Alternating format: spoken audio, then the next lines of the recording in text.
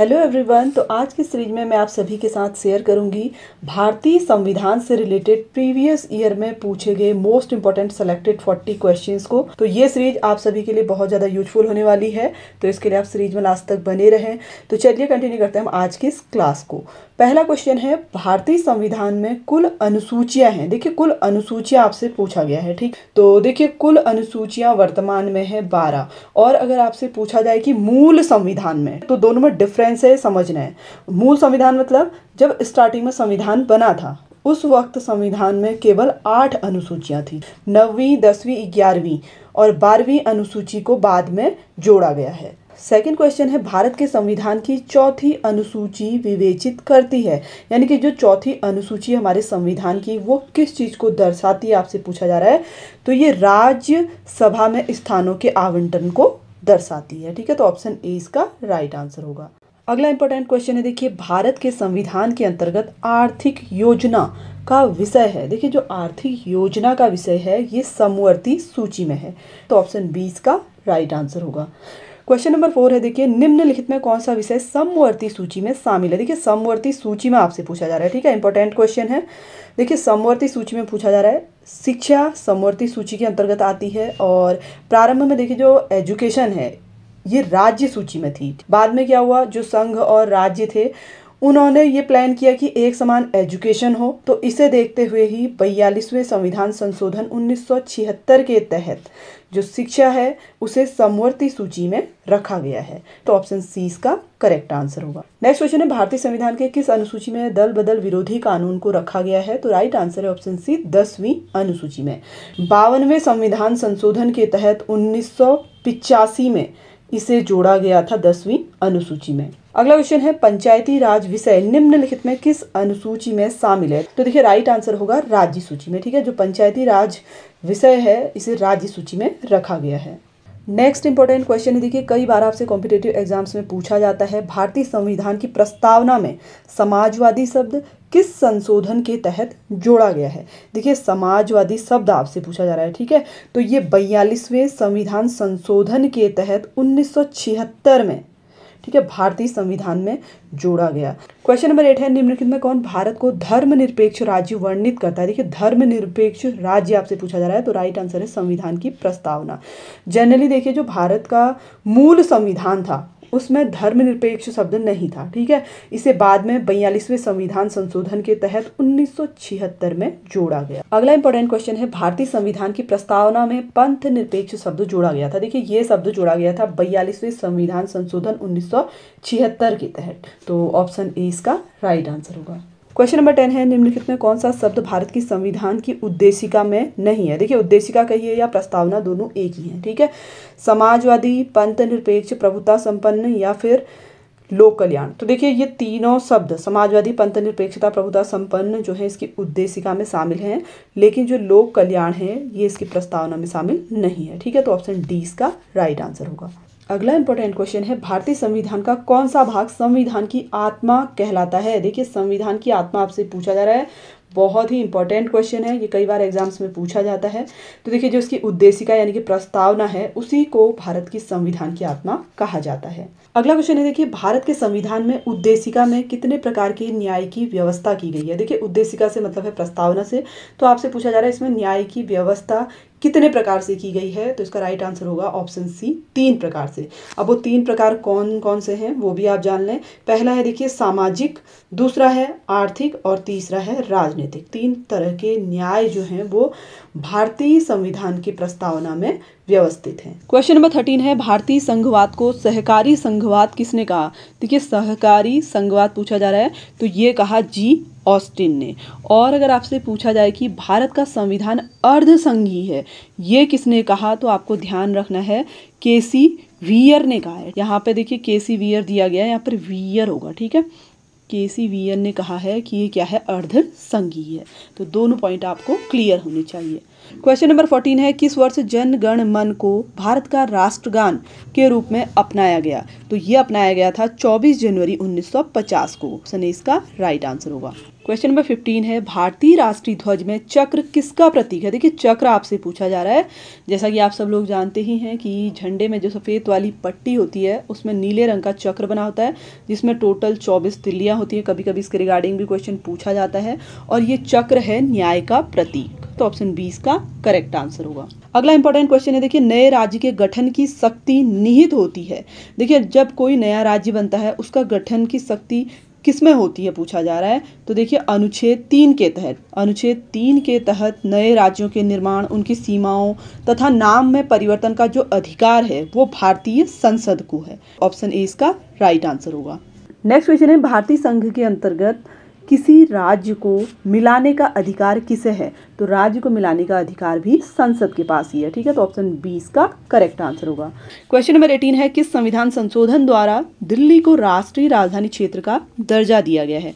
तो देखिए दिल्ली जो है हमारे देश की राजधानी है, जैसा कि आप सब लोग जानते ही होंगे, और ये दर्जा दिया गया है 69वें संविधान संशोधन अधिनियम 1991 के तहत। क्वेश्चन नंबर 19 है, भारतीय संविधान निम्न में कौन सी नागरिकता प्रदान करता है? देखिए नागरिकता पूछा जा रहा है, तो भारत में है एकल नागरिकता। और अगर हम बात करें देखिए यूएसए में, जैसे अमेरिका में है, वहाँ पे दोहरी नागरिकता है। दोहरी नागरिकता से मतलब है कि वहाँ पे जो आपका केंद्र स्तर है उसमें एक अलग नागरिकता होगी व्यक्ति के पास, और राज्य स्तर पर अलग नागरिकता होगी। तो ऐसा भारतीय संविधान में प्रचलित नहीं है, यहाँ सिर्फ एकल नागरिकता है। और नागरिकता जो है भारत के संविधान के भाग 2 में वर्णित है, और अनुच्छेद है 5 से 11 तक। तो ये पॉइंट आपको इसके रिगार्डिंग क्लियर हो गया होगा। बढ़ते हैं हम अगले क्वेश्चन की ओर। भारतीय संविधान में किस अनुच्छेद के अंतर्गत नागरिकों को मौलिक अधिकार यानी कि फंडामेंटल राइट्स प्रदान किए गए हैं? तो राइट आंसर है देखिए अनुच्छेद 12 से 35 तक। ठीक है, भाग 3 के अंतर्गत अनुच्छेद 12 से 35 तक मौलिक अधिकारों का वर्णन किया गया है।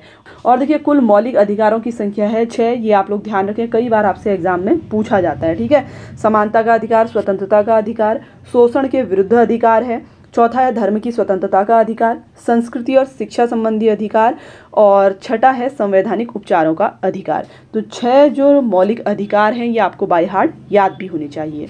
नेक्स्ट क्वेश्चन है, भारतीय संविधान के किस प्रावधान द्वारा अस्पृश्यता का उन्मूलन किया गया है? देखिए अस्पृश्यता से मतलब है छुआछूत से। ठीक है, तो ये किया गया है अनुच्छेद 17 के तहत। क्वेश्चन नंबर 24 है, निम्न में कौन सा अधिकार भारतीय संविधान के अनुच्छेद 32 के अंतर्गत परिवर्तित किए जा सकते हैं? देखिए अनुच्छेद 32 के अंतर्गत आपसे पूछा जा रहा है, तो राइट आंसर है मौलिक अधिकार, जैसा कि मैंने अभी आपको पहले क्वेश्चन में क्लियर किया हुआ था।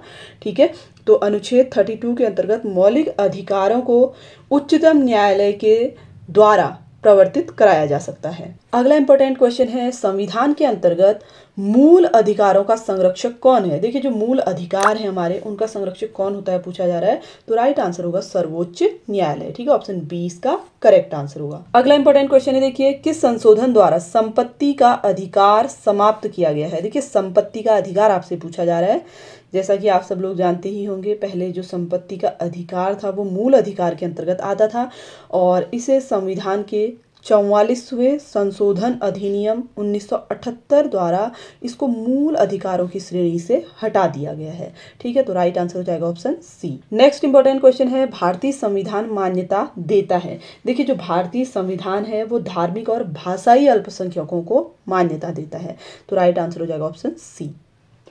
नेक्स्ट क्वेश्चन है, भारतीय संविधान के किस अनुच्छेद में विधि की सम्यक प्रक्रिया के सिद्धांत को शामिल किया गया है?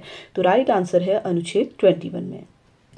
क्वेश्चन नंबर 29 है, सेवा के अधिकार की अवधारणा प्रारंभ हुई? देखिए सेवा का अधिकार यह अवधारणा प्रारंभ हुई थी ब्रिटेन से। ठीक है, तो ऑप्शन सी इसका करेक्ट आंसर होगा।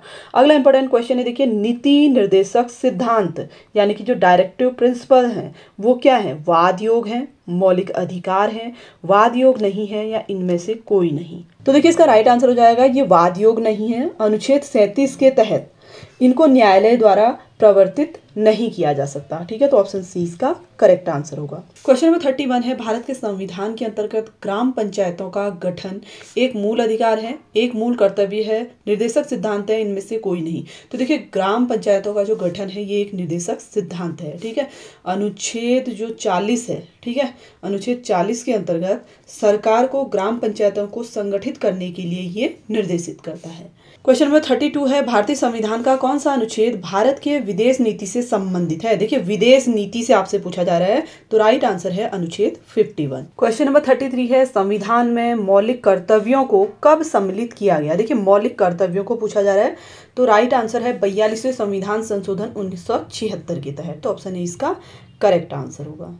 क्वेश्चन नंबर 34 है, निम्नलिखित में कौन सा संवैधानिक संशोधन मौलिक कर्तव्य से संबंधित है? मौलिक कर्तव्य से संबंधित है 42वां संविधान संशोधन। क्वेश्चन नंबर 35 है, देखिए, संविधान में नागरिकों के मूल कर्तव्य की व्यवस्था 42वें संविधान संशोधन द्वारा किस वर्ष की गई? देखिए, एक ही क्वेश्चन आपसे अलग अलग तरीके से पूछा जा सकता है, कभी अनुच्छेद से रिलेटेड, कभी ईयर से रिलेटेड, कभी संविधान संशोधन से रिलेटेड। तो आपको हर एक पॉइंट को अच्छी तरीके से क्लियर कर लेना है। तो देखिए, इसका राइट आंसर हो जाएगा 1976। जो संविधान में नागरिक के मूल कर्तव्य हैं उनकी व्यवस्था 42वें संविधान संशोधन 1976 के तहत की गई। क्वेश्चन नंबर 36 है, भारतीय संविधान में कितने मौलिक कर्तव्य हैं? देखिए, मौलिक कर्तव्य आपसे पूछा जा रहा है, तो कुल 11 मौलिक कर्तव्य हैं। क्वेश्चन नंबर 37 है, देखिए, भारत में राष्ट्रपति का निर्वाचन किस प्रकार होता है? देखिए, भारत में पूछा जा रहा है जो राष्ट्रपति हैं उनका निर्वाचन किस तरीके से होता है? प्रत्यक्ष रूप से, राज्यसभा के सदस्यों द्वारा। थर्ड है, देखिए, यहाँ पर अप्रत्यक्ष होगा। ठीक है, अप्रत्यक्ष मतदान से, लोकसभा के सदस्यों द्वारा। तो देखिए, अप्रत्यक्ष मतदान से राष्ट्रपति का निर्वाचन होता है, क्योंकि जनता जो है वो राष्ट्रपति के निर्वाचन में प्रत्यक्ष रूप से भाग नहीं लेती है। तो राइट आंसर हो जाएगा अप्रत्यक्ष मतदान से।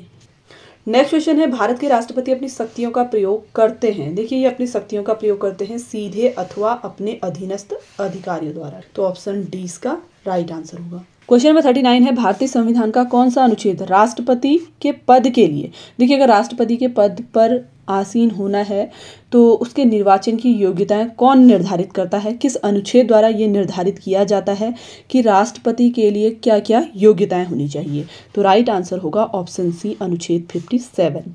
क्वेश्चन नंबर 40 है, देखिए, भारत का राष्ट्रपति अपना त्याग पत्र किसको सौंपता है? देखिए, भारत के जो राष्ट्रपति हैं वो किसको अपना त्याग पत्र देंगे पूछा जा रहा है। तो ये अपना जो त्याग पत्र है वो उपराष्ट्रपति को संबोधित करते हैं, और उपराष्ट्रपति जो है इसकी सूचना तुरंत लोकसभा के अध्यक्ष को देते हैं। तो राइट आंसर क्या हो जाएगा? भारत के उपराष्ट्रपति को। तो फ्रेंड्स, आप सभी के साथ इस सीरीज में मैंने 40 most important selected question share किए। आई होप कि आपको सीरीज पसंद आई होगी। कंटेंट अगर आपको हेल्पफुल लगा हो तो वीडियो को लाइक, शेयर, चैनल को सब्सक्राइब जरूर कर लें, ताकि आप सभी को डेली इसी तरीके की सीरीज मिलते रहें। Thanks for watching.